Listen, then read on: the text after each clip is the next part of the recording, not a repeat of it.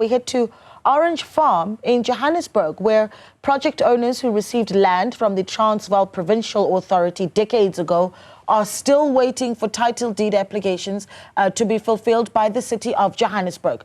Project owners of creches and schools built by the community say the delays are hampering development. Newzroom Afrika's Karinda Jagmohan joins me now from a local creche. Well, Karinda, good morning to you. Tell us about the projects that you are seeing and the aid that they've been waiting for.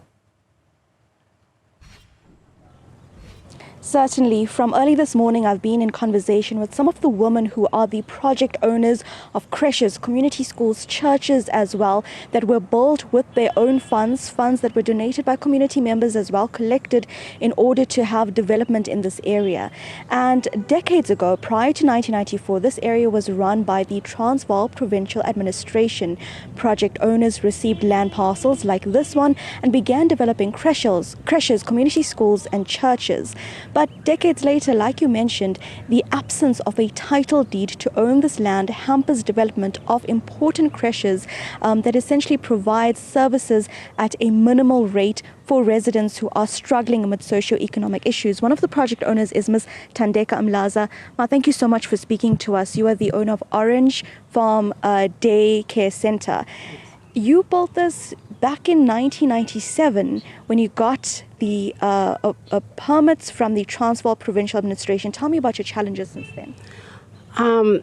The challenges have always been that we can't move, we can't develop the way we wish to, because we don't have the ownership of the properties that we have built, that we have worked hard for.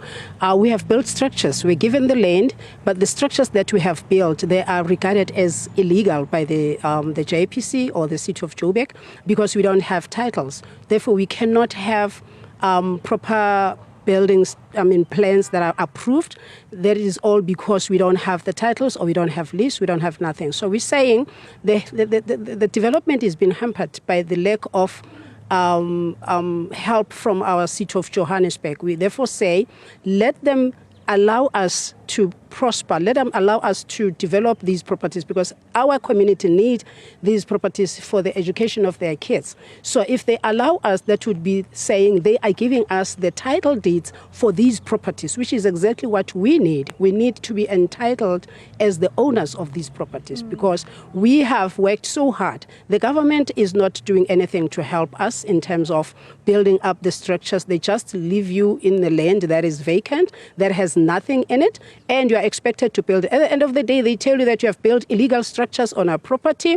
You don't have the title deed, and you cannot have the title deed because they don't want to give it to you. And you cannot build the proper structure with a proper building plan that is approved because you don't have the title deed. So it's just a circle that goes on and on with no end. So we are saying we are tired of being played by our City of Joburg that is supposed to be supporting us in terms of making sure that the community gets what it needs, which in this case, it needs your education. The young kids that are out there, they need to be educated. We lay a solid foundation in their lives in order for them to be ready to go to school. There are people that are running schools. There are people that are running churches. The organizations are so many. They're all utilizing these properties without proper documentation, because the City of Joburg won't give it to us.